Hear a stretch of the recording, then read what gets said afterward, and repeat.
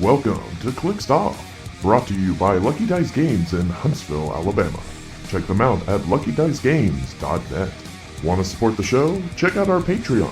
$5 and above gets you access to our Patreon exclusive Discord. Check out all the tiers and benefits to help improve your Heroclix skill at patreon.com/ClixedOff. Now for your hosts, Daniel Powell, Jason Alvey, and Alex Coos. Hey everybody, welcome to Clixed Off today. This is your host Daniel Powell speaking. If you like what you're listening to today on Clixed Off, check us out, patreon.com/ClixedOff. $1 and above, just consider that our tip jar. $5 and above, get you entered into our Heroclix Discord server for Heroclix strategy and tactics discussion. And joining me today is Jason. Are you ready to play Juice yet, Alvy? Teehee. Oh, see, look, we already lost Jason. Like, his audio has already stopped working in this episode. Mm-hmm. Listen. This is going to just turn into a whole, you guys love Beetlejuice and I don't thing, then we're just not going to do this. Oh my gosh. And also joining me today is Alex, your 2025-2026 States season Kentucky champion Coos. Thank you. Here, I'll clap for myself. Thank you. I also say that y'all didn't give me such a commotion for winning Indiana State, but I think we did, but You we might didn't. You also kicked off the show, so it's hard, and you introduced us, so we couldn't exactly introduce you the same way. But I know it's fine. Yes, that's true. So again, 2 states down for us this year. That's did I get 2 last year? I got 2 last year because I judged Kentucky again. So yeah, fun. And what future ones are you guys going to? We're going to Missouri this weekend, and probably not Ohio. Okay. Yeah, Missouri's going to be it for me. I am unfortunately not going to be able to make it to Tennessee, even though it's like 5 minutes from my house. Just because of the way the weekends work. Because I went last week to y'all's, and then I got a bunch of kid stuff and kid commitment that I pushed to this week, and it would be unfair for me to be like, I'm going to play in another tournament. But I am planning currently to go play in Georgia's, which I believe is the following weekend. So I've got at least one more in me. Awesome. At least. And Georgia's modern also. So that makes it is. Hey. Nothing wrong with silver. I had a lot of fun silver ideas, but after looking at schedules, I couldn't make Tennessee work, unfortunately. So we did get some questions, and I've been saving this one up. I can't save it all episode towards the end of the episode. Let me see. Let me find it. Matthew Gronhide asked us, I assume you guys are super bummed to hear that the Champion Clix IC Regionals will be pulp, but I'm super excited about it. I wanted to say, at least it's not silver. I mean, I would say if you don't like silver, I would assume you also don't like. I would put it in the same category. Like, they're different, but it's kind of the same category, right?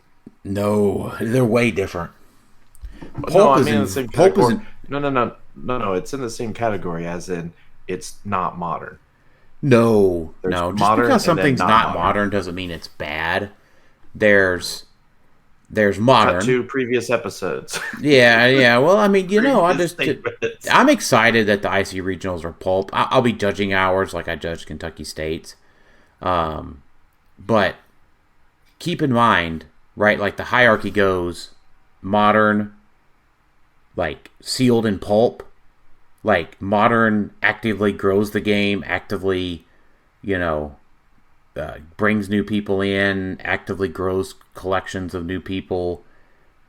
Pulp is super appealing to new players, and Sealed is actively new for new players, and everybody is super skilled. Same thing with Battle Royals, and then you have Silver, which actively harms new players and people without extensive collections. Jason, how do you feel about Pulp? I enjoy Pulp. I feel like it got a little stale at one point, at least for me.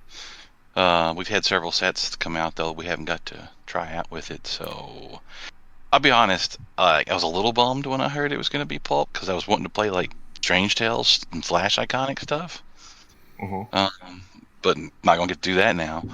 But I am kind of excited to play some like some Bloodstorm and some Moreland and some Pulp. You mean 300-point Thanos? No. If it's just going to be a bunch of 300-point Thanos, I'll be severely disappointed.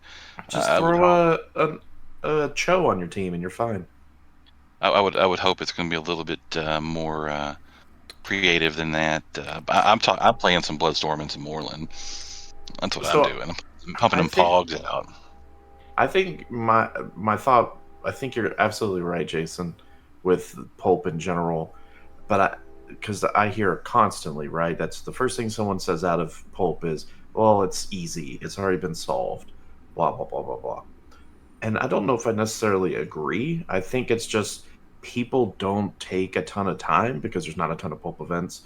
And yeah, it is a little easier to team build for.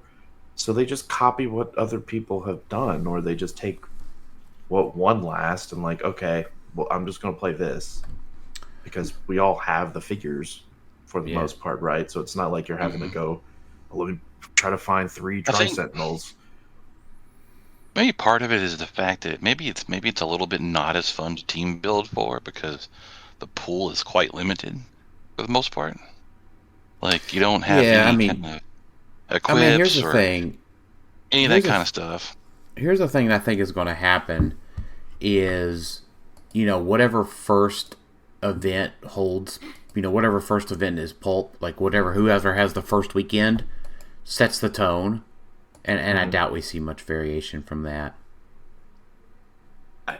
That might be different for this because this is really our first major. You're probably right. You're going to see a lot of copycats. But I think in this you're not. Copycats, Iconics. Oh, good point. What I think, though, is that we might see some variety because this is the most Pulp tournaments we're going to have in a short period. Because Pulp previously has mostly just been, oh, it's here at Adepticon. Oh, it's here at Origins. Oh, it's at Worlds there's a tournament. And there's been so many months in between, and there hasn't been like multiple events. So I mean, if you're talking, hey, there's going to be 10 IC regionals. I don't know how many there are, 8, whatever. Well, then there's more than that this time. It's going to be more. That allows a lot more variety, a lot more playing, a lot more like taking time to build and testing, as opposed to I'm just going to play what I think are mash the team together and go. I think you're right, Daniel. Like for the first couple of weeks, you'll get the cookie cutter, but I think it'll start branching out a little bit because there are some better pieces that on paper may not look great, but they might work together really well. What I hope happened. Go ahead. Stuff out there. I'm sorry. I didn't mean to really interrupt. I was just saying there's some new stuff from Strange Tales I wouldn't mind seeing on the board. Absolutely. What I hope, because they mentioned, there'll be exclusive prizing, right? I think that they meant in their post. I hope this is an idea of what WizKids have of like, it's great prizing for Modern, but they also like make it Pulp legal. Kind of like Heroclix for Huntington didn't exactly do that, but they got their own pieces, right? And they're like, oh, here's these cool pogs, and they happen to be Modern legal. Or there was even, what was it, John Cena or something that was like silver legal, or I don't remember exactly what, but it would be cool if like the Pulp exclusive prizing was great for Modern, so it wasn't just because if it's an LE, it's not going to be legal for Pulp, right? But it would be great if they were like, hey, because this is a pulp prize, we are allowing this to be pulp legal. And then that allows, and then obviously make it easier to get for everybody. But I like the idea of it being legal in pulp, but if it's, I don't. That makes me worried that it's not going to be that great in modern. Because if it's really, really good in modern, it's probably too good for pulp. maybe not. Who knows? And I don't think it's going to be that they're not going to be that widely distributed either. I'm sure. So that also becomes a problem for it being legal in pulp.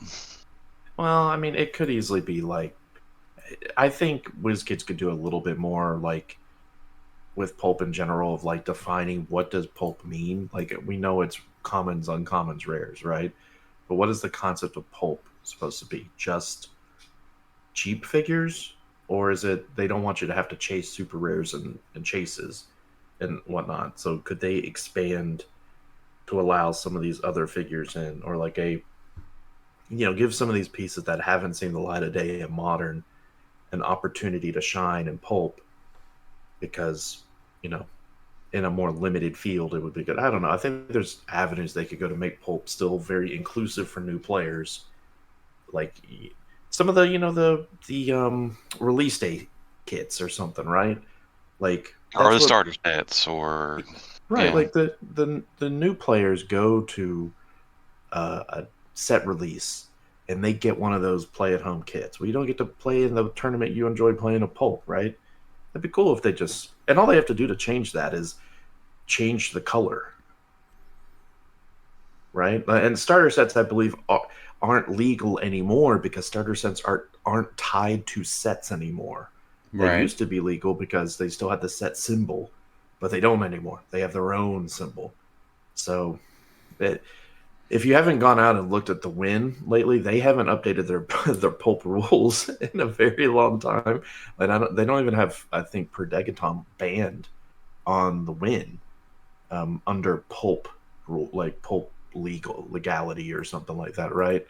Yeah, so, I don't think it is. Yeah. So someone's got to go out and work on that and get that updated. But I'm not sad about the IC regionals being pulp. I'm kind of excited to have another format to think about. So, yeah. So, all right. Well, we're here. So we're overall pretty excited about the pulp thing. At least I am. So let's talk about wrapping up 2025, taking a look back at the year. We got a lot of cool things to talk about in 2025. So we're gonna, typically I'm glad to see, like, over the years that our voting format for best of the end of the year has taken off, and several other podcasts have taken up that banner. So we're just going to talk about this. I think we did this last year. We didn't vote. We just kind of talked about our favorites and talked about some highlights of some things.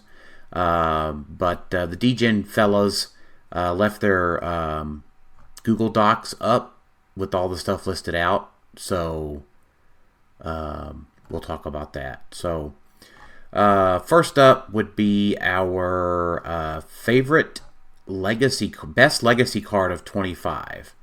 So keep in mind you had the DC 25th, or the Dark Side and the Granny Goodness from the Apocalypse pack, Spider-Verse, Smash, Lantern, Strange Tales, Collector's Trove.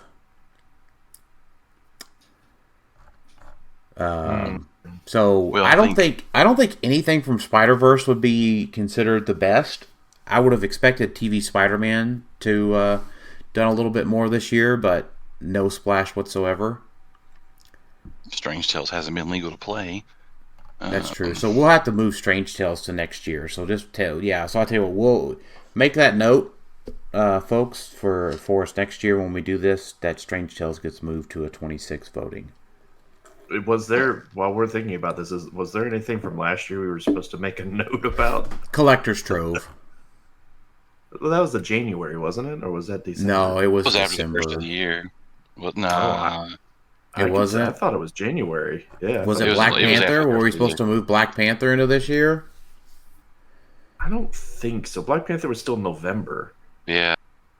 So I think we were fine. I mean, if it was Black Panther, it's Black Panther. Chair Panther? Yeah, by and far and above and beyond, best legacy card that has ever come out.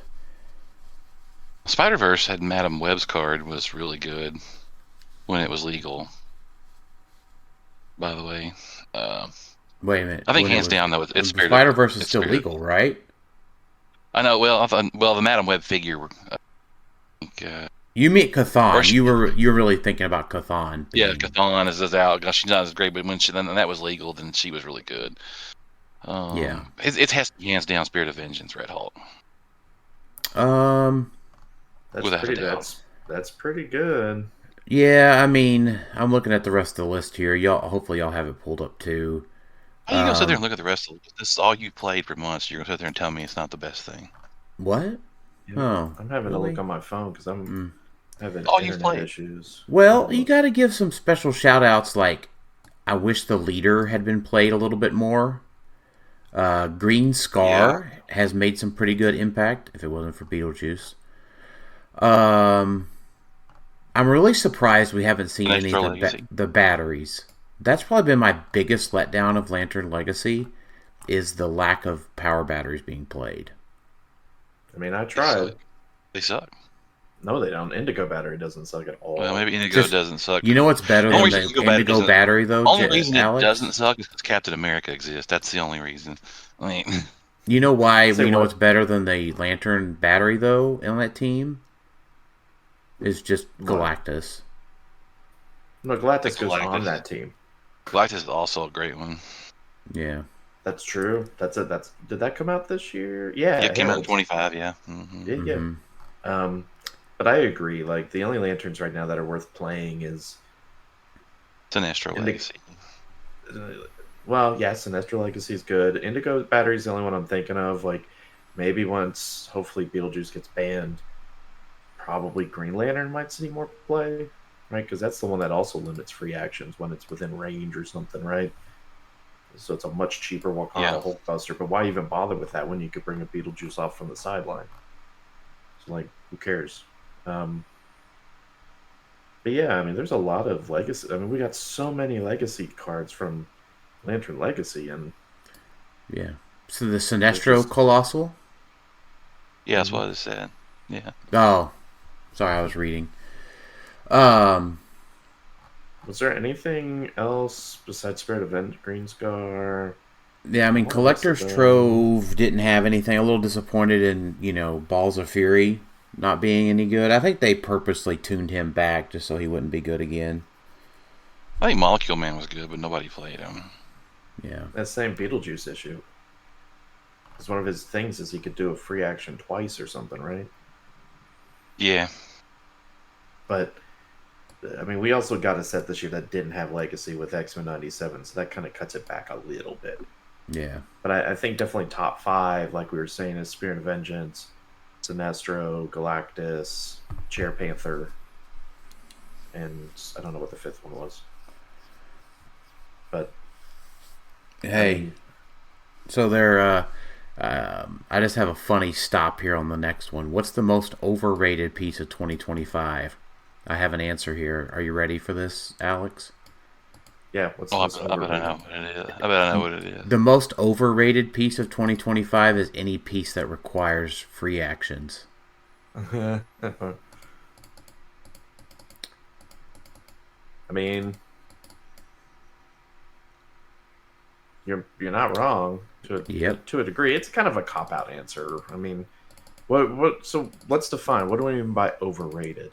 Is it people that were super pumped for it and it just hasn't performed? Yeah, it just didn't live up to the hype. I think that would have been the Lantern batteries for me. I was going to say X-Men 97 Nightcrawler Chase. Ooh, that's a good one. Is there any... That's a good question. Is there any chases? Like, think of it from a chase standpoint. Like a White Lantern soups. Because that's probably the easiest way to think about it, right? Is like chases come out, people get excited about certain ones. Which ones aren't performing?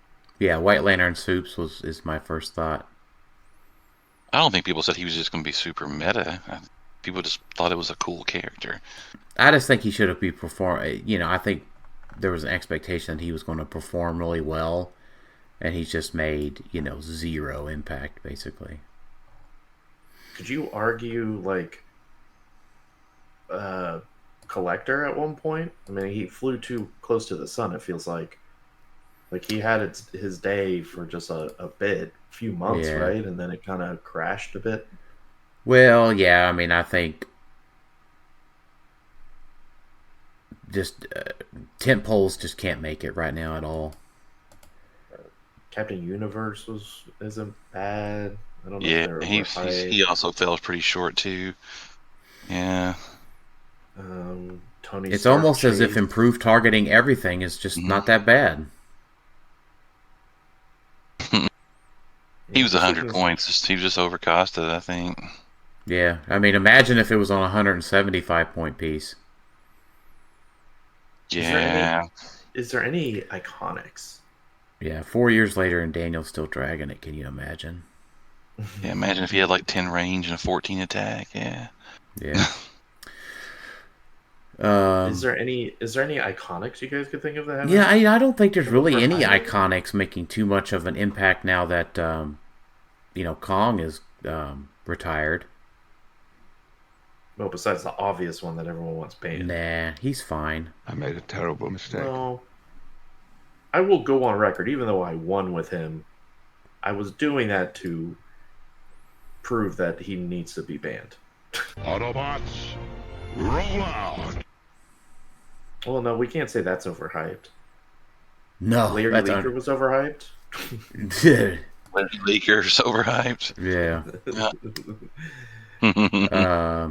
All right. How do you feel Silver Age was in 2025? I mean, the Silver Age Worlds was won by Isaac. Not me. Isaac. Sorry, that's what I was trying to say. I was thinking Alec and Isaac and Alex all together. With a pretty, busted tactic. Angel blowing up on the other team. It's defined by that pretty typically every year. It's Fine. my opinion is that it's better. It's better, but not there yet. Yeah, like Get rid of the definitely... get rid of the floor and get rid of the 400. Heroclix is not designed for 400 points. The floor is actively keeping newer players out from the format. So, go ahead, Alex. No, that's. I don't know if I agree. I don't know if I agree with all of that, but I do agree that it's definitely better. I think, like, the ban list expanding. We have a lot more on the side. More whatever put to the side, temporarily banned, shelved or whatever. I think that's fine. I think a curated list is great. It needs more stuff on the ban list. There needs to be about another 50 figures added to the restricted list. But if they're going to keep the floor, no, sorry, the restricted list is just that you can only play that one thing, right? Yeah, I think that's one very good positive thing I like about it. It is, but I think there needs to be about another 50 figures on it.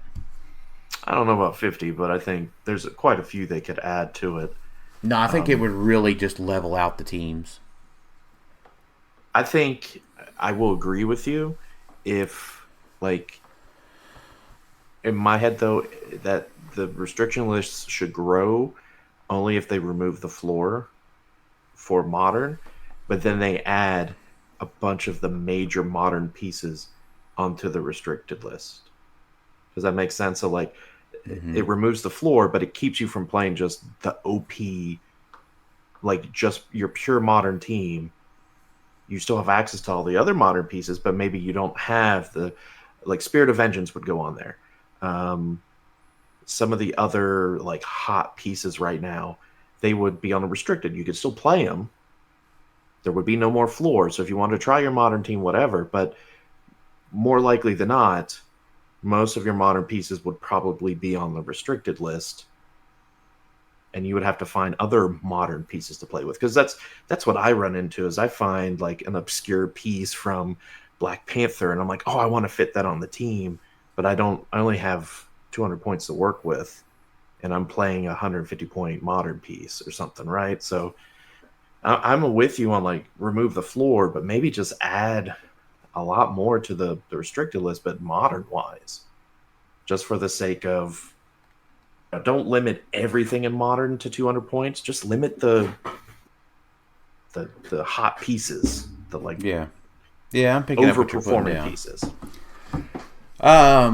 Favorite sculpt. All right, Jason, we're done talking silver for now. Yeah, you're fine. Are you still there? He went on mute. He went on mute like he's taking a dump right now. Because he figures that's what we're doing. Oh, sorry. I fell asleep there for a little bit. My bad. Yeah. Favorite sculpt of 25. Phoenix Force Thor. Yep, that's it. Gosh, I had to say it. I had to say it real quick. I don't even know what you said. Phoenix Force Thor. Phoenix Force Thor. Oh. But you say it as one word, Phoenix Force Thor. Oh, I see. I'm trying to think if there's any other like iconics, because the iconics usually have pretty banging looking. The Phoenix Pog. Hey, those googly eyes on there. That's the stuff. That's you're picking up what I'm putting down. Did that come out in 2025? It did. It's a rock cut. Indeed. Oh yeah, I guess you're right. Best Pog of the year for sure. I think Phoenix outweighs. Are you sure that that's better than Copycat? Yes. Yeah. Phoenix is better than Copycat, in my opinion. Copycat came. Did Copycat come out this year? Yes. Yep. Mm-hmm. Oh, I thought it was last year. Yeah, that's right, because last year was Poison Ivy. That's right. Yep. That's right. Yep. Man, I forget what happened this time last year, or what came out this time last year. I'm gonna have to go with Copycat on the best Pog. Yeah, sculpt wise, I'm just making sure I'm not missing something, because I do agree. The Smash and Destroy sculpts were all really good. Them busting through walls and stuff.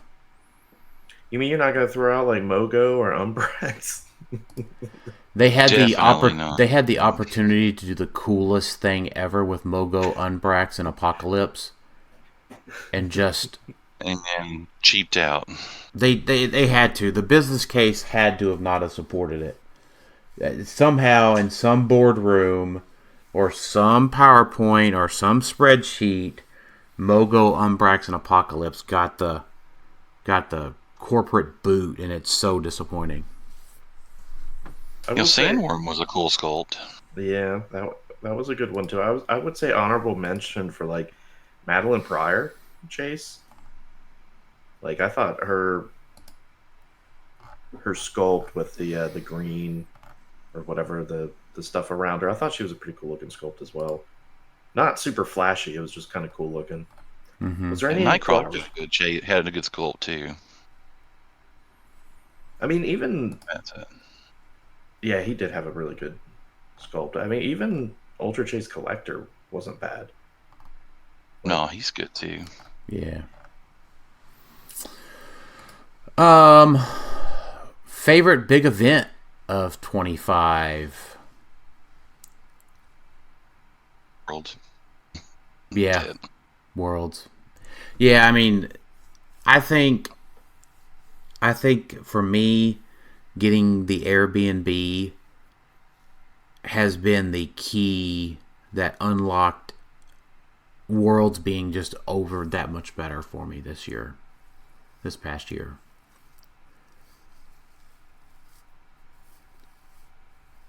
Yeah. So, yeah, what about you? It was definitely most. Alex's BRB Airbnb resetting internet. Having Chef Daniel cooking breakfast every morning was great. Hey, it was better than going out and getting stuff. And I mean, we had good food, good air conditioning, good beds, plenty of room. Yeah. Yeah, it was great. A demon bird in the backyard that was talking to us. I just don't remember that. Maybe it didn't bother me. Yeah, I don't think you were out there. It was talking to me and Zach. Oh well. We had rocking chairs. It was great. Oh yeah, I remember the rocking chairs. Yeah, it was just fantastic. And, you know, at the expense of missing on hanging out with a lot of folks, but you know, I mean, it is what it is. Sorry, I had to blow off my glasses there. I may give Alex another second. I'm trying to think of something else about Worlds that was really cool. Favorite? I mean, it was all cool. Dropped. Yeah, I definitely enjoyed it all. Looking forward to Rock Cup this year, being 2 hours from the house. Yeah, and near Buc-ee's. Yeah, so Brandon Michael Brunner asked, the closest Buc-ee's is in Smith Grove, Kentucky. Yep. Or Crossville, Tennessee, if you're coming from that direction. Or Pigeon Forge. If you want to bump into us, though, if you want to bump into us, it's Smith Grove, Kentucky. Yeah. Mm-hmm. Favorite neoprene map? They were all pretty good this year, but nod just probably has to go to Rivals Respawn, right? It's a fish tank for me. Alien Aquarium, my favorite one of the year. Although Rivals is a close second. Yeah, Rivals Respawn is just plain busted. I still cannot believe that they have let that map back into play for states. I mean, it was just for one tournament. That was that was just for that tournament. It wasn't like an entire change to it.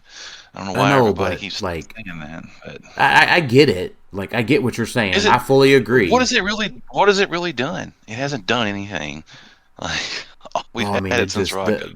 The damage is just the damaging of figures.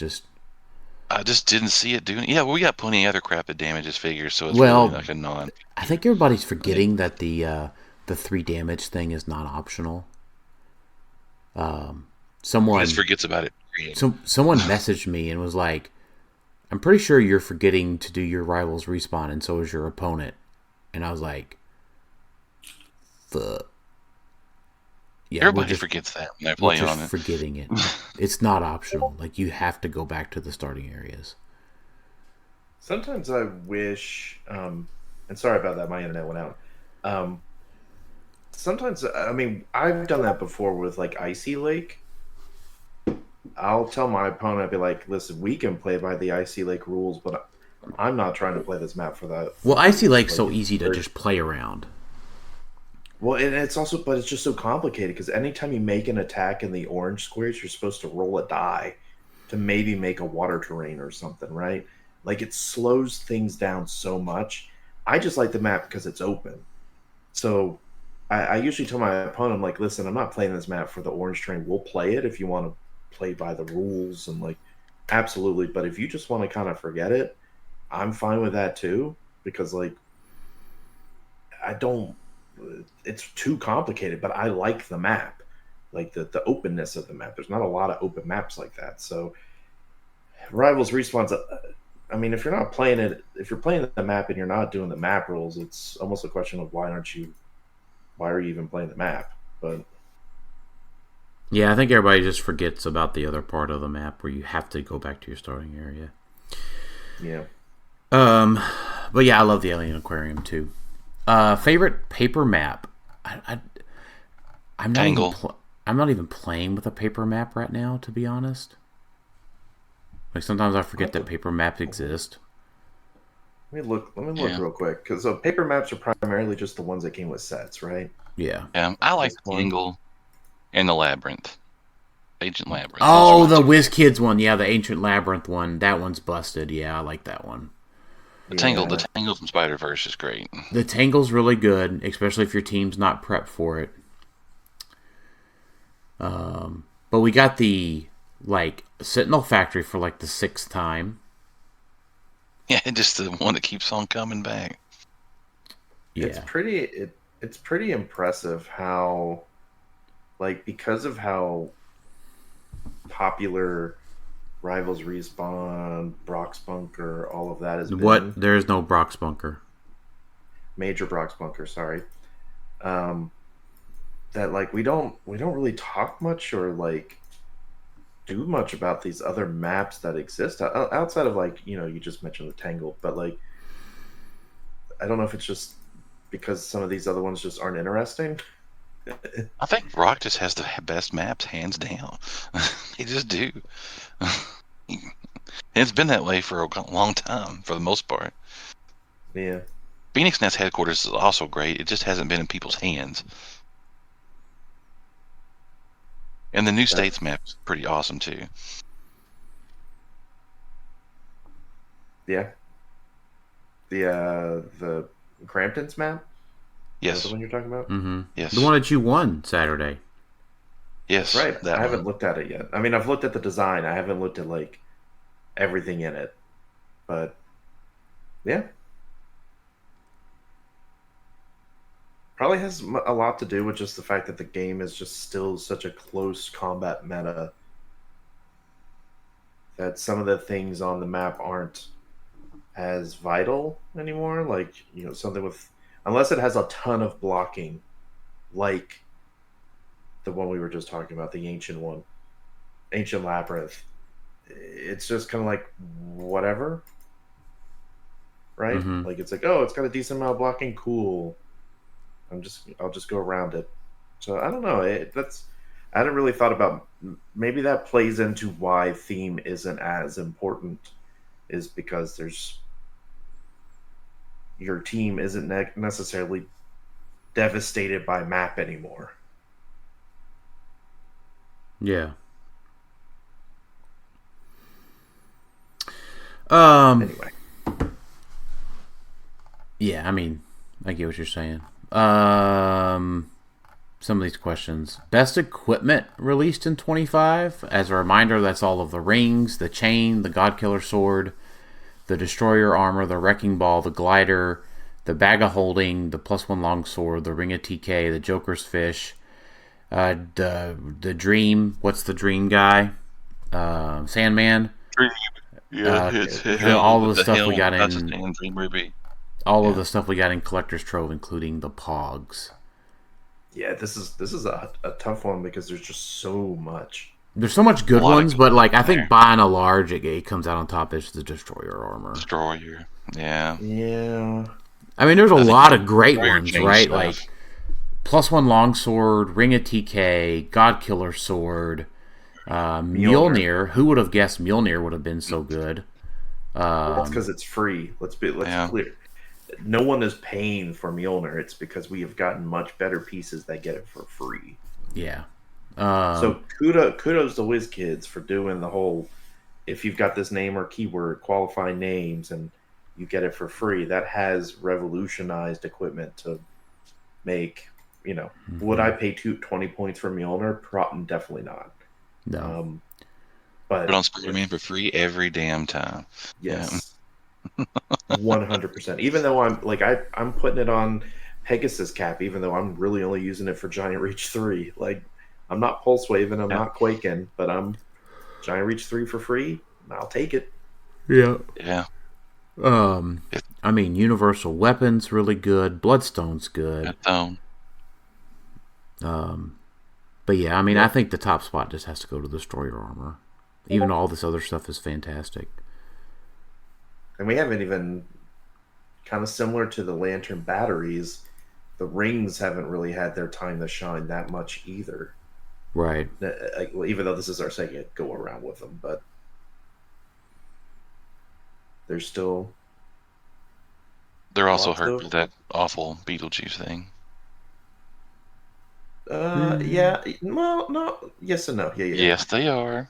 The ones that get it for free. Yes, you're right. Yep.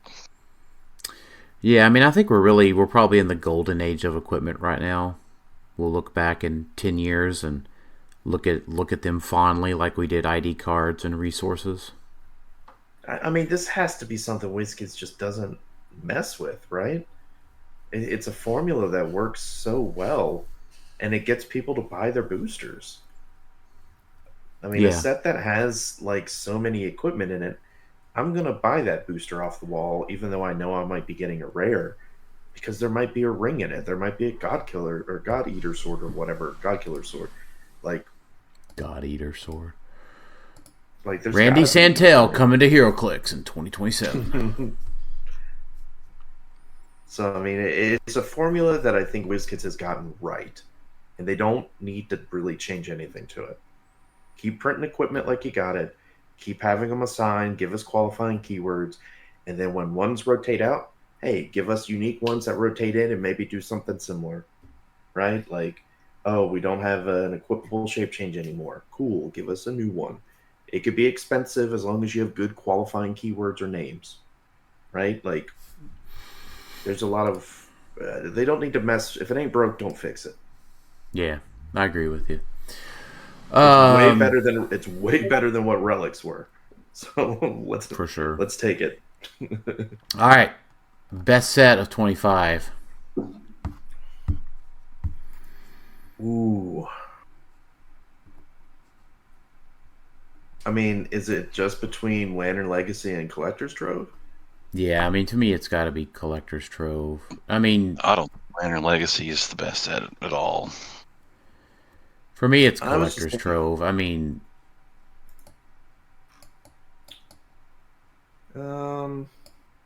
Spider-Verse, you're not really pulling anything you want to pull. Smash and Destroy. Smash and Destroy is really good. Why do we just rank them? Was worse on the list as well? Worst, we can start with worst. Worst has got to be Spider-Verse. Yeah. What about 97? What about 97? That's still better than Spider-Verse. That's better than Spider-Verse. Spider-Verse at least gave us like legacy cards and stuff, right? I mean, you're alternate cards, right. Yeah. Like, Spot was like the best figure out of that set for sure. Yeah, and like Captain Universe was good. Mysterio. The good stuff got shut down by Beetlejuice in that set, so. I mean, Moreland is good. I mean, this set's real good for pulp. It's got a lot of good pulp pieces in it, but I don't know. Yeah, but we don't rank things because of pulp. We rank things with their modern playability, typically. I know, but I'm like looking at what the set had in it. Like, it had okay one-shots. Did it have any equipment? No, right? No, I don't think it had any equipment. Yeah. I mean, Strange Tales is too new, really, to even judge it. What is? Strange Tales is too new to even judge it. Well, we're tabling Strange Tales to next year, right? Yes. So for me, it's really a toss-up between Spider-Verse and 97. Because 97, outside of like the one-shots, even though those are just suspect, there's not a lot of like there's nothing besides like Cable. Like there's Prime Cable, a Rogue, and yeah, the two Primes, like the two good Primes, and then like I think Wolverine's pretty good. I think Wolverine's pretty decent. Chase Wolverine, is this the one with the good chase? Yeah, Chase Wolverine, and is good. So yeah, I mean, I guess on that front, you could argue like it's. I would say it maybe is like a slight step above. But I really think when we look back like next year, go to Worlds, this upcoming later this year, there's not going to be much of X-Men 97 on it. If I was going to go like worst to best, I'm going to say Spider-Verse, 97, Lantern Legacy, Collector's Trove, Smash and Destroy. I agree, except Swap, Smash and Destroy, and Collector's Trove. Man, would you believe we would be saying that about Smash and Destroy? Yeah, you wouldn't have thought that at first, but. I agree with. I agree with most of that. But when we say, I guess it's all. This is purely subjective. The other reason I don't necessarily like Collector's Trove is because it was such a small set. And so you just kept getting so many rares. so many rares in the set, because that's where they kicked off the 12 boosters, right? Was it in Collector's Trove? Yeah, but you keep getting so many rares from all of this stuff. Right, but Lantern Legacy didn't matter because you got it was a ultra mega set, and then even Smash and Destroy I feel like was a little bigger, but because they had all the that's where they kicked off the whole alternate, the ABCs, DEs or whatever, right? So, yeah, I mean, keep in mind, right? Like for the most part, buying a booster is not good return on investment. Let's just be clear. Or a brick at this point. Even a brick isn't necessarily good return on investment. Yeah, unless it's Strange Tales. Strange Tales is a pretty good return on investment these days still. Like today, if I was telling someone to come into Heroclix, I would tell them, if a new set comes out, you can maybe just buy one brick max. Don't go for a case. Like, go for a brick, because then you get most of the pieces, right? Like, you might be missing some one-shots or an equipment or two or something. And you're obviously only going to get one chase, most likely, or a prime. But you at least get most, if not all, the commons, uncommons, and you might be missing a couple of rares. And then you can just cherry pick the rest of them, because there's so much diminishing returns with how expensive bricks are nowadays. You just still don't get your monies. You don't get your money back unless you buy the set right when it comes out. I forget that not everywhere has good prices on bricks too. Yeah, because you get yours at you've got a great deal with your store, worked up a good thing with them. Like, a lot of other people are still having to pay $160, $180 sometimes. Yeah, that's just a non-starter for me. Like, if I have to pay that much for a brick, I'm not buying bricks anymore. But that's how it is for a lot of people. Like, that's why this game is not gaining a lot of new people, because a new person wants to go out and get a brick. They can't go. I mean, WizKid's website, I think, still has them for, and they're not supposed to be the main place you go, but the price is still way too high for still what you get. Yeah, we forget about it because you got sets like Collector's Trove that had all this extra stuff, right? You had all the one-shots, you had all the equipment. And then we got Spider-Verse. Didn't have much of anything. So I'd be interested to see like the data on sales between sets, right? Because it's like, I'm assuming Collector's Trove was crazy, Spider-Verse was way down, Smash and Destroy was probably a step back up, because you still had one-shots, you had the terrain, like you had legacy cards, like it was a good set. And then obviously Lantern Legacy did great because you had all the legacy cards in there. But I'm willing to bet X-Men 97, they were banking on that being the new hotness because of the cartoon. But, I mean, there is very little incentive for me to buy X-Men 97. There's nothing. I mean, I'm not getting anything in the boosters that's interesting outside of figures, and that's what they need to be working on. Is there needs to be more than just the figures in the boosters. Yeah. Like, even real quick, even before I wrap that up, they even missed the ball on Strange Tales, right? Like, they should not have made those stupid possessors and patrons a figure slot. Yeah. Because I opened the one brick I got for winning Kentucky. That's the only Tales, because we still haven't gotten ours. Like, I was shocked of how many figures I was missing from boosters because it was taken by a patron, which we still didn't get cards for. I know the print and play issue, whatever. But, like, that's something they easily could have just put in the booster and still gave you a figure. They did that for so many other figures for fire markers and blah, right? Like, it's just one of those markers. So it was another instance of, you had to pay for 12 boosters, and you only got like 3 super rares and a chase, and probably like 4 of those boosters you only got 4 figures because you got a possessor or a patron. It's it's not conducive to getting new people to play, or even getting old people to try to come back to play. Yeah. All right, next one.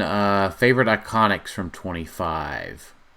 So that's Cap on Ice, Displacer Beast, Sandman, Cupid Deadpool, First Appearance X-Man, Batcave, Heralds, Cave of the Owlbears, Batman Forever, and Flash.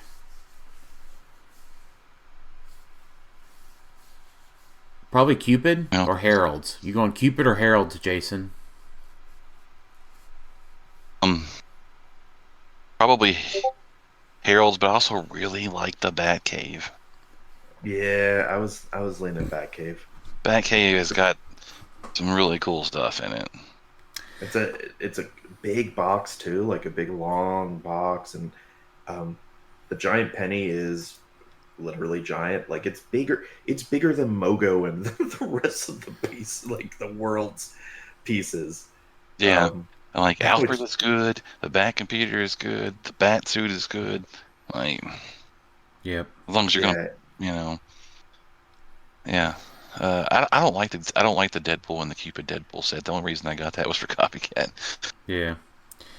And let's not forget, with that Deadpool set, we were supposed to have Cable. You remember that? Yeah, don't let them forget that. Don't let them forget that the solicits and pictures and everything was Deadpool and Cable. And then when it finally was coming out, oh, Cable's not there. JK. JK indeed. I'm probably going Cave of the Owlbears. I really like the Ring of TK. For what? And the Owlbears are really cool. I'm allowed to like non-meta stuff. No, it's against the rules. Yeah, I guess. But I do think your honorable mention of the Heralds, if you want an iconic set that's worth your money, because you get 6 figures in it, right? 6 figures and the Galactus Legacy card. Like, it's definitely one that is well worth it, because those figures. Did they forget the planet of Apocalypse? That'd probably be my number 2. They just didn't include that on the list here. Is that technically Iconics? I think that's where. I don't know if that. I think that is just.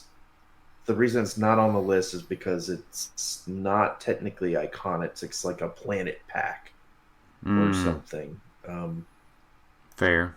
Yeah, because it's not listed under DC Iconics on HC Units. I think it is just under 2025. Yeah, it's under 2025 DC. So it is just considered like an LE Apocalypse Pack. Interesting. Which Apocalypse saw play this past weekend. Yeah, well, I guess, if that's the case, then it is definitely the best thing that we would just call that. All right.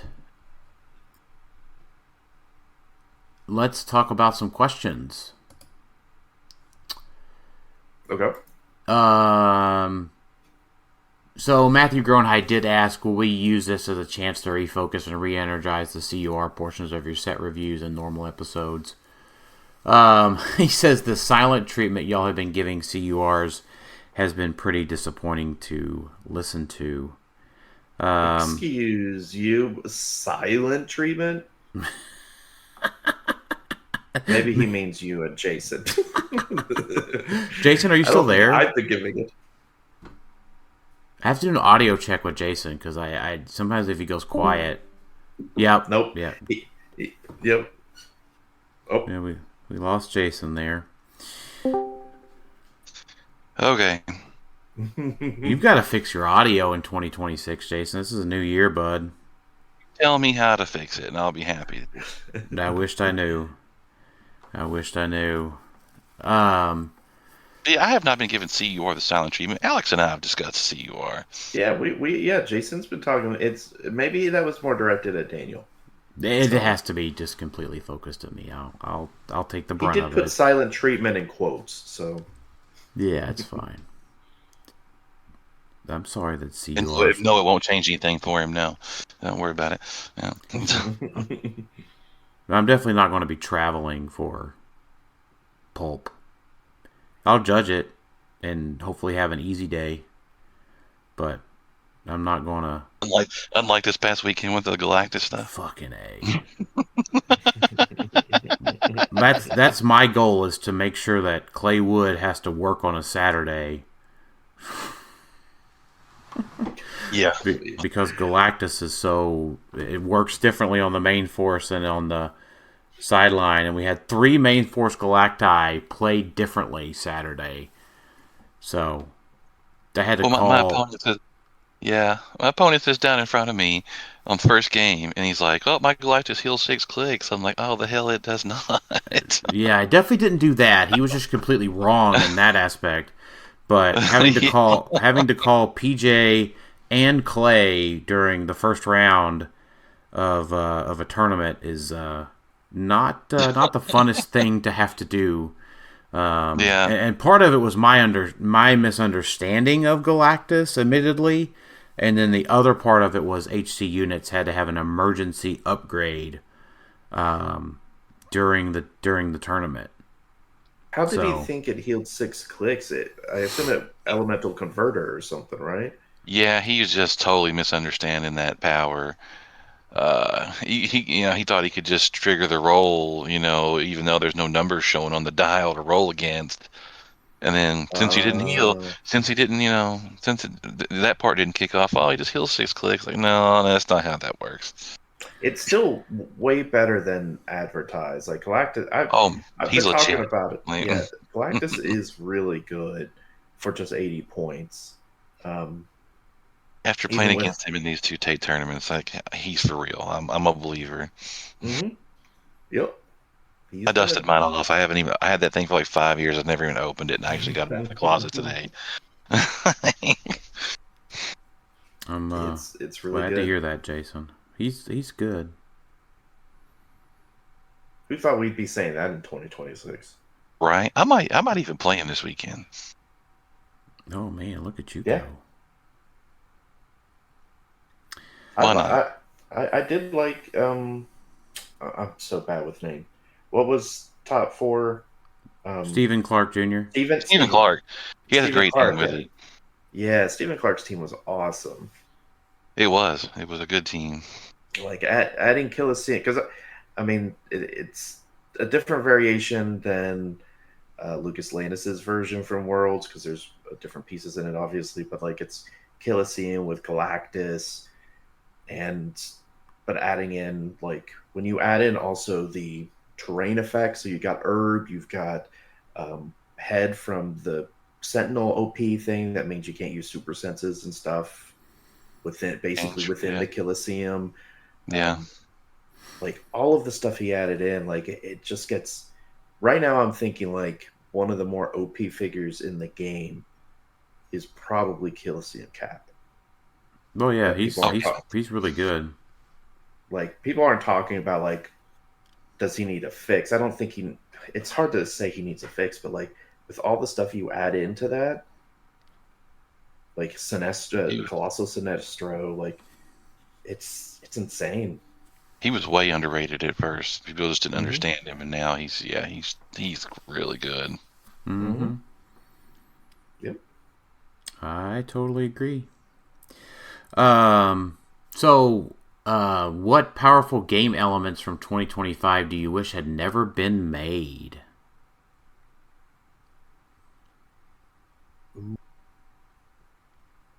Powerful game elements. That's a good question. One shots. Yeah, the 2025 was definitely the year of the one shot, right? Yeah.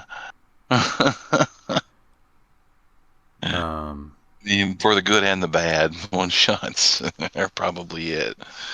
Yeah, I mean, we had Rivalry and Canon Event both banned this year. Yup. Yeah. I think it's very early to say this, but I'm wondering if maybe those Sentinel terrain pieces might end up being a little too good. to pay no points to shut off your opponent's super senses. Is it shape change and super senses, or just super senses? I thought it was just shape change. Maybe I I think it's got just shape maybe I got change. them backward. Yeah, shape change, stealth are the main two things within 3 squares of the head, but add in the upper body that just gets you a free fortify, basically. Like, It's a better fortify because it doesn't cost points and it doesn't matter how much damage you take. yeah, like now your opponent can use it too. That's the caveat, right? Like your opponent could just Yeah. take it with a ring of TK or with regular TK, which I did, and then Yeah, just you use did it. that. Yeah. But like it's really early to tell, but those are incredibly good terrain markers, and they don't Mhm. cost anything. Have you even thought about the fact that you can just use the body over and over again? Well, it says Alfred Pennyworth can regenerate the body every time you use it. That's true. You just would have to play Alfred. Well, he's good. He's 20 points for TK Perplex and support, and he can bring that back. True. Yeah. So that's going to be like my early vote for one of the. I mean, I agree with you guys on one shots. I do think they need to change one shots. Jason, I think it was your idea of Theme teams get to theme have one teams. shot. Yeah, I think in order to play one shots, you have to have a theme team. I think that balances a lot of things out. Maybe you limit the number that can be on the sideline, perhaps. I just think it just simply make it a theme team thing. You want to play a one shot, you got to play a theme team. If I had to guess, I think there'll be. We've already had 2 one-shots that were banned. I wouldn't doubt we don't get another one. Well, the thing is like that would just be a rule change, right? Like you just say, hey, in order to play one shots, it's got to be a theme team, and that fixes so much. Because the problem is like Chair Panther is too good because it takes away a lot of sideline pieces, but he's a necessity because we have all of these one shots that are crazy. So the only way to reel it in is to put some sort of limit where one shots are still good and not just unplayable, right? Like you don't want it on. They all have like designated keywords in order to work or something, right? Like they've kind of done that with Strange Tales, right? Yeah. Like some of them are if you're mystics or mystical. So I think putting that limit would help one bird, two birds, one stone. Yeah. Effectively. I mean, we don't even know how broken the Strange Tales ones are going to be. We can guess, like Crimson Band and even Psychon are going to be really busted. Halt Mutant is super busted. Alec Musser comments, can you please talk about Beetlejuice and Rope Crime attacking more? I haven't gotten my 2026 fill of those yet. And then Adam Mason-Joweski It's only asked, 6 days in, so you know. What about Halt Mutant? What does he mean by attacking more? The moving her and making her attack. Oh, gotcha. So we can talk about Beetlejuice more. So, you know. Yeah, I mean...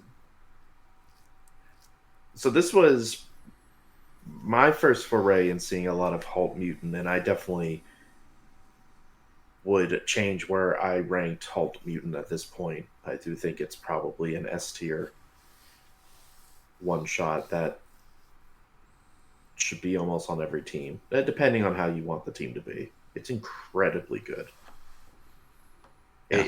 It's one of those Killmonger-esque things where you have to look at your team and say, do I have someone that doesn't have a special power? Because maybe I should consider having one. Maybe it makes you consider having a range piece again so you can just shoot into it. Or you'd still yeah, because people aren't using it as defensive. They're also using it offensively, which I think is shocking people, right? Where you use it on your piece and then have that piece run up and just surround, be within 4, and then they're kind of stuck there. And you can still TK as long as it's like outside of the box. And there are good pieces that don't have special powers. Like I was using Zala. Zala doesn't have any special powers. Hers are all traits. So like she gets to freely move, and then she could potentially place someone if it was one hit, the first hit, blah, blah, blah, blah, blah. So just keep that in mind through states. You're going to see a lot of Halt Mutant. I've been trying to find a way to put it on my team, but there's no room. It's really good. Mm-hmm. But, I don't know that it's completely busted. It definitely makes for some interesting interactions for sure. It can catch teams off guards if you're not prepared for it. It could really screw you up. That I would agree with. All right. What else we got here? The AI gave us. So Stephen Clark said favorite figure to use, favorite team you built, favorite match you had. I think we're all on pretty good on what was the favorite match of the year for you guys. Mine was with Steven in round 5 at our dates this past weekend. That doesn't count. That was in 2026. You got to give me a 2026. Oh, that's right. Dang. That's right. It was 2026. And yeah, even though it's 2025 dates, yeah. Shoot, I don't know. I can't think of favorite matches. I do still like my Worlds team. I thought it was very creative, and I still think it could have gone all the way if some rolls went a little bit better my way, et cetera, et cetera. So my favorite team is still my Worlds team with Killiseum Cap and Daredevils and Indigo Battery and whatnot. I do think that's probably my favorite team, and that would probably include my favorite figure to use right now is probably Killiseum Cap.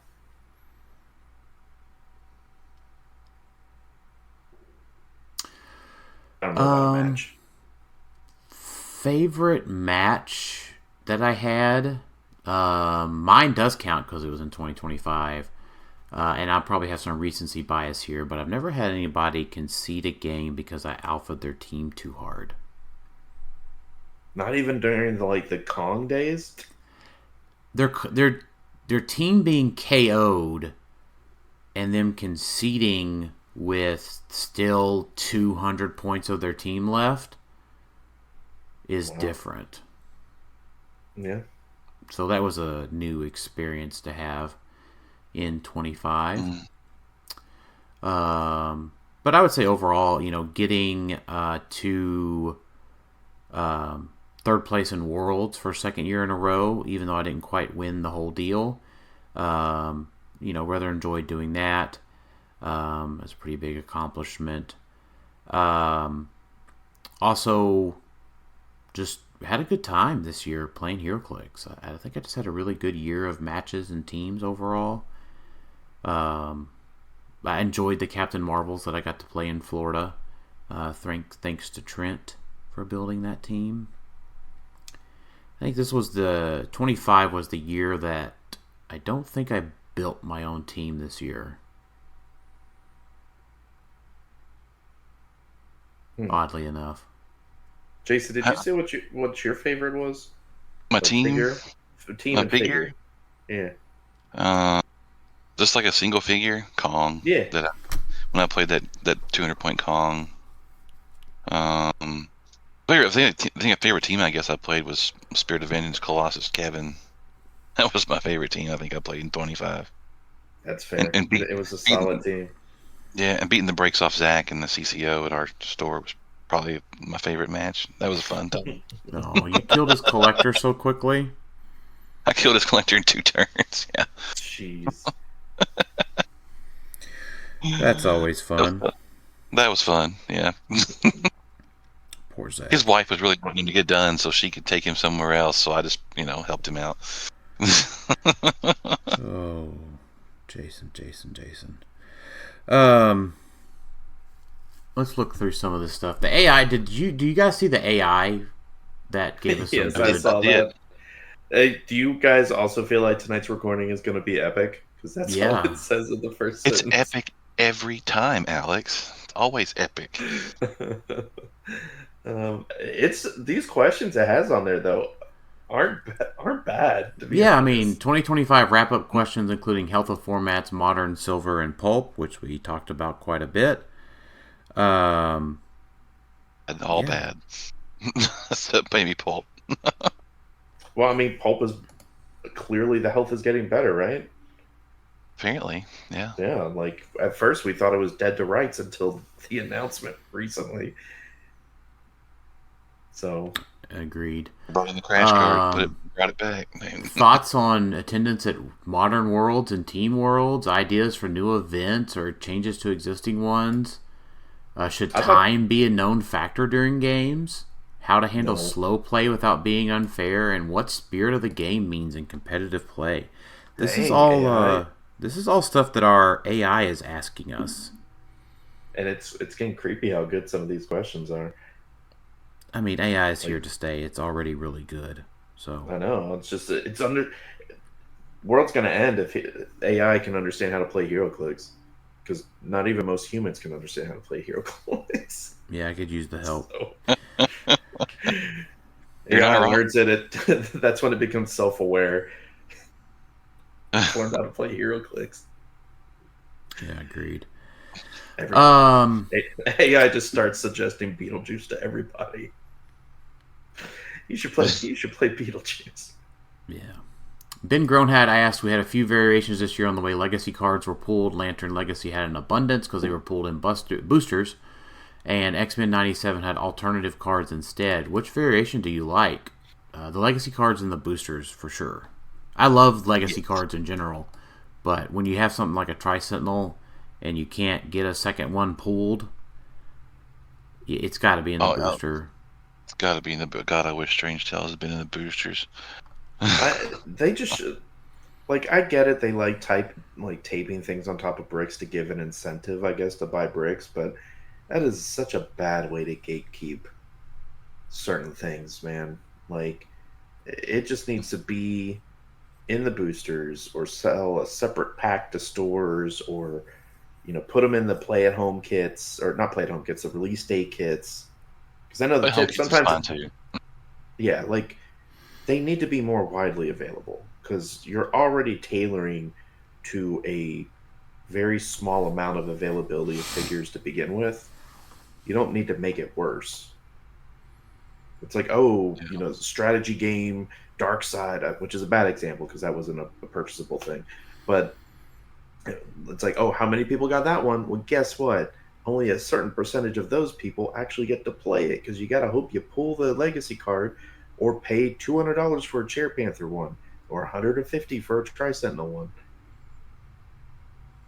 So they could do a lot better. Yeah, boosters all the way. Do that from now on. That's what we want. Every set, listen, WizKids, every set that you print a bunch of Legacy card, print a bunch of extra and shove that in all of these special events that you're doing, right?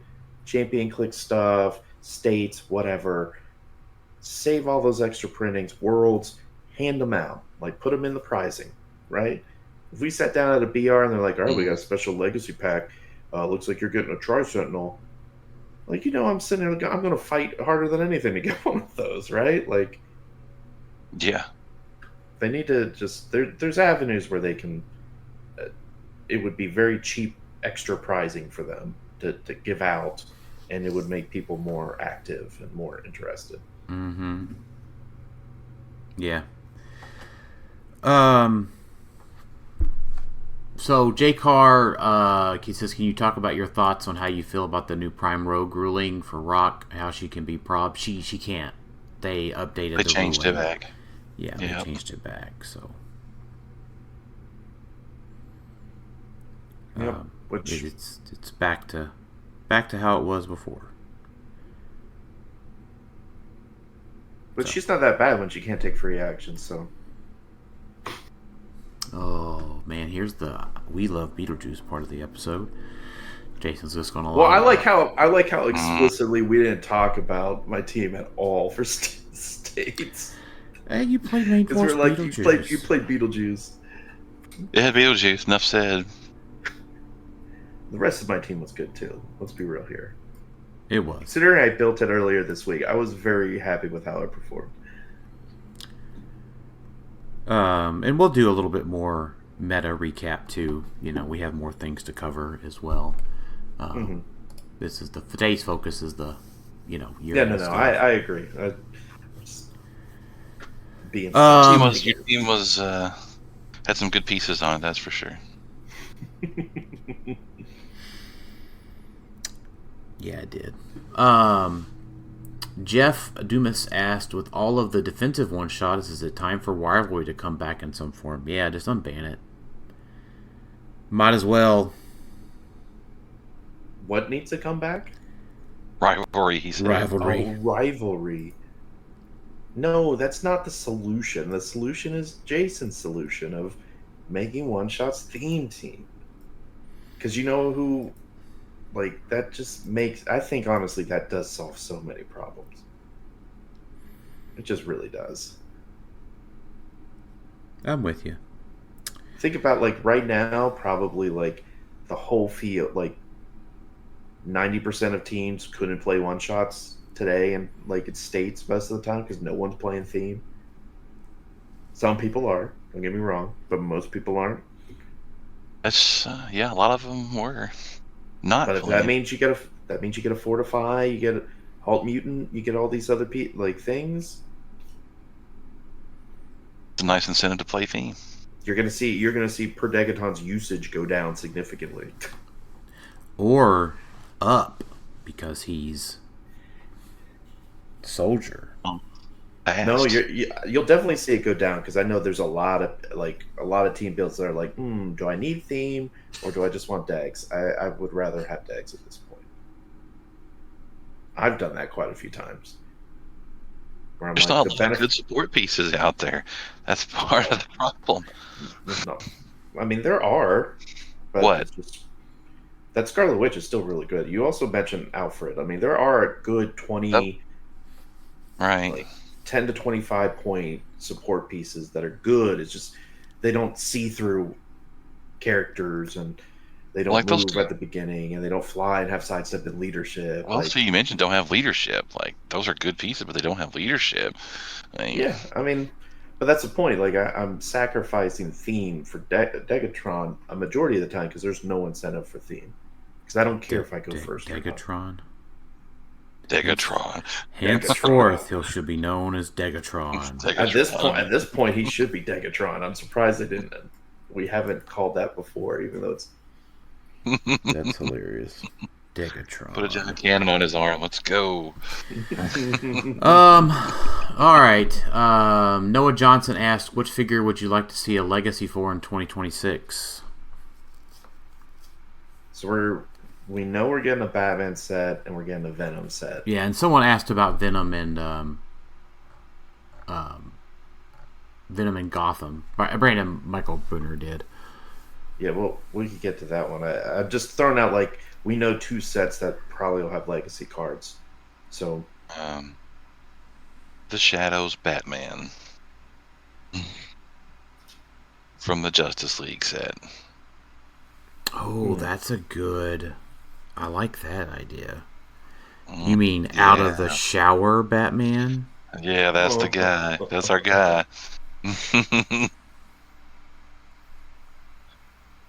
Yeah, let's get that guy back up in there. Out of the showers Batman. That was one of our most popular episodes. Yep. Or better yet, let's just legacy the police car and do that all over again. I like that idea too. Well, we're getting vehicles or something back in a Batman set, right? Apparently they have motorcycles or something, I think. Yeah, didn't we see something about a police car? Didn't they? Did they? I don't remember that.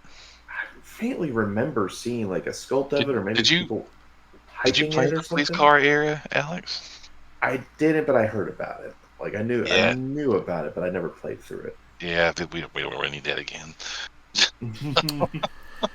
I didn't play through it. That was right before I started, even. Yeah, we don't really need that again. Yeah. Yeah, I agree. For me, legacy. There's so many Man, there's so many possibilities. That's tough. Infinity War Batman. I mean, I was thinking also maybe some of the red. Jason hears a chases. DC set and mentions like all the Batmans. It's a Batman set, and they're freaking good Batmans. What do you want me to say? How about like a good bat villain, like some of the stuff from BTU, Joker. like no. Wait a minute, did Larry Leaker say that one? Did he? I don't know. That's what I'm asking. I don't remember what he said, to be quite honest. I don't either. I forgot about it that he leaked some of those. Oh, Larry Leaks. I mean, you know what? No, you honestly know what I want? I want a legacy card for some of these LEs that we've purchased or won over the past few years that have just not been up to snuff. Like, Alex, you can't. There's no reason for you to try to make this a secret push for Robbie Reed to come back. Ooh, good point. Didn't think about Robbie Reed. I was thinking about the bajillion Rainbow Hand Superman that I have. Oh man, if we're gonna start legacying like LE figures, let's get Death Metal Wonder Woman back. We did. They are doing that. Wasn't Spirit of Vengeance at LE? No, didn't you? That's true. We just got Abscissa. That's not the same thing. No. Same thing. Different cloth. Oh, here's the list. I found the list that Larry Leaker posted. Okay. Hit us with the Larry Leak. No, wait a minute. This is the vault stuff he had. Crap, never mind. Oh. That's what he said was going to be in the vault pack. Which did have a motorcycle listed, by the way. The vault pack. Well, they did say vault stuff before, right? They said that at Worlds. They did, but yeah, that was the wrong, not what we were looking for. Mm-mm.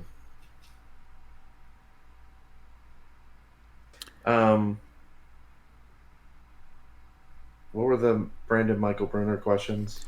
I think we covered them all. There was Bucky's and biggest hits and misses of each set.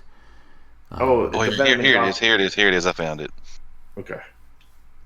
It was the Joker. I think this 050 the Joker. I think that's Killing Joke Joker, I think. Killing Joke, yeah. 049 Mr. Freeze.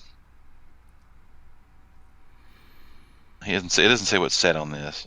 I want to say they were from Mr. Freeze is from Joker's Wild. Joker's Wild, yeah. It's the one when he's standing in front of his frozen wife. Okay. Firefly, Condiment King, Maxi Zeus, Calculator. I think he was from like Arkham Asylum. 031 Robin. I'm not sure off the top of my head which Robin that is.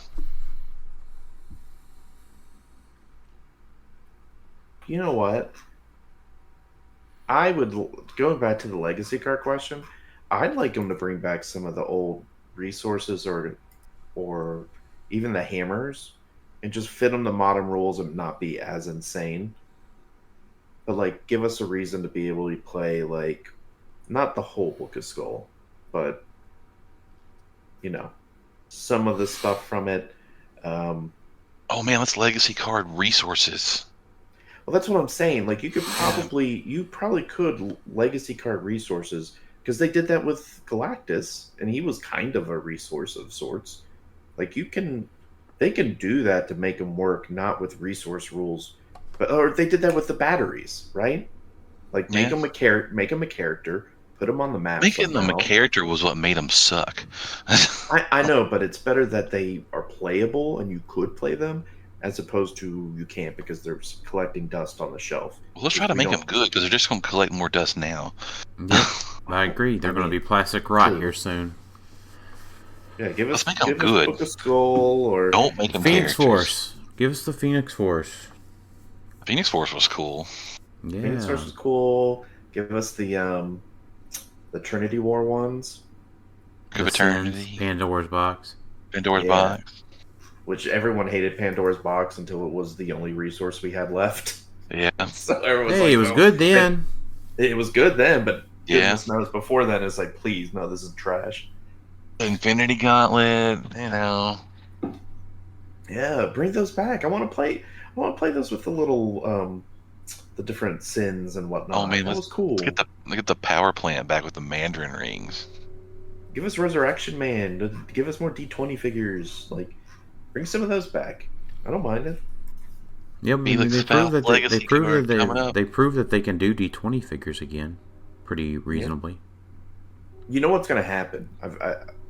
What's going to happen is that they're going to find that pallet in the warehouse that has all of the sins on it, like they had with all the lanterns, and they're going to be like, oh crap. Okay, well, guess what? Pandora's Box and Rock of Eternity are legal again. Yeah, we're just going to waiting give out for all that these to tiny happen. little. We're going to hand out all these tiny little sins because we found a box of them in a warehouse. Yeah. Well, that's fine. Let's do it. Yeah, I'm fine with that. Sure. I like that idea. Yeah. All right, well, let's wrap up the year-end episode and talk about some final thoughts. Give us your final thought being, what are you looking forward to most in 2026, Alex? I'm looking forward most in 2026 of Beetlejuice being banned, but also playing a lot of good tournaments because with States, Champion Clix, I think we might finally be in a place that's better than when we had WKOs because we're getting to the same frequency, if not more, of availability of big tournaments. So getting there. I'm pumped about that. Getting there. Jason? I think we're there. So, I would also like to look forward to Beetlejuice being banned and burned at the stake. That would be great for everyone. I agree. Can you show us on the doll where Beetlejuice hurt you? Well, that may be a little X-rated. I don't know. He didn't touch your butthole, Jason. How do you know? Because he's... No, he didn't touch his butthole. He just made it where Jason couldn't free action and touch his own butthole. Yeah. He made it where I had to do in the corner while Alex played Heroclix. Yeah. Just because, you know what? It's because you can't go, oh, I'm going to running shot, pulse wave. You take one, you get knocked back into the wall for 3. Uh-oh, I'm going to pulse wave again. Oh, you got knocked back into the wall for 3 again. Also couldn't charge flurry. I couldn't perplex. I couldn't sidestep. There goes your team. Sorry. Hee hee hee. Yeah, that's not my whole team though. Yeah. Oh, let me call out my 275-point charge flurry piece. Yeah, or whatever. You're sitting there shitting out 1,200 points of figures. Bite me. 1,200? No, just... The only reason you don't like it because he goes over and pulse waves your fucking pilots and then it all dies. Yeah, since when, who would like that? I want my pilots to lit. Generally. Huh? Whoever's sitting across from you, generally. Yeah, I don't... that's why I like to have Beetlejuice. Just call him out. No pulse wave. No running shot pulse waves. I couldn't do anything. I couldn't running shot. I couldn't sidestep. I couldn't. Yeah, because you play the one figure where your running shot's free. Couldn't pick Animal Man powers. Couldn't sidestep. Yeah, couldn't do any of that stuff. Couldn't flex. Yeah, no. Beetlejuice is too good. He honestly, he really does need to be banned. I played him because I thought he was too good, and I knew they wouldn't ban him unless he actually kept winning things, right? Because no one wants to play him. And I mean, it's nice going against a Spot, and Spot can't do jack because everyone is playing Spot. If you look at all the teams from this past weekend, there's a lot of Spot out there. Whole lot of Spot. Yeah. And still some rogues and still a lot of other pieces. But this isn't an argument for necessary evil. He still needs to be banned, but I think there's still some other pieces going into 2026 that probably need to look at. Probably a little nudge because they're a little too good. Little nudge. Even nudgy nudge. even though Spot's already been nudged, right? Like he's already been. Yep. He still might be a little too good. Yeah. All right. Well, my final thoughts of the year for this wrap-up episode. What am I looking forward to in 2026? I don't know. Probably looking forward to Worlds again. Pulp. Yeah. Pulp. I'm looking forward to judging a little bit more this year.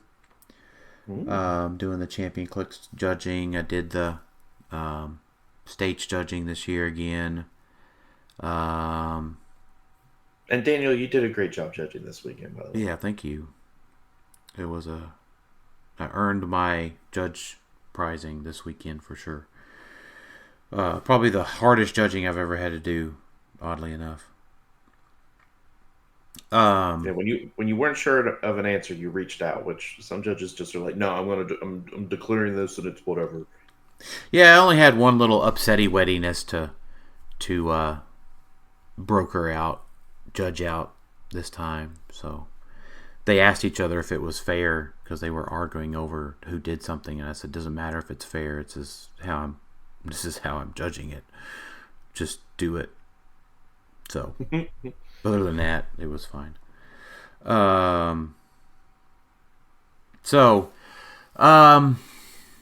Yeah. I think I'm just looking forward to just playing some more Clix this year. I think it's just going to be a good time this year, and we've got a lot of good things to look forward to. So I think that's it. I mean, that's pretty simple, but there's going to be a lot of cool things to do this year. So, as always, thanks everybody for listening to Clixed Off today, and we'll talk to y'all next time. Later.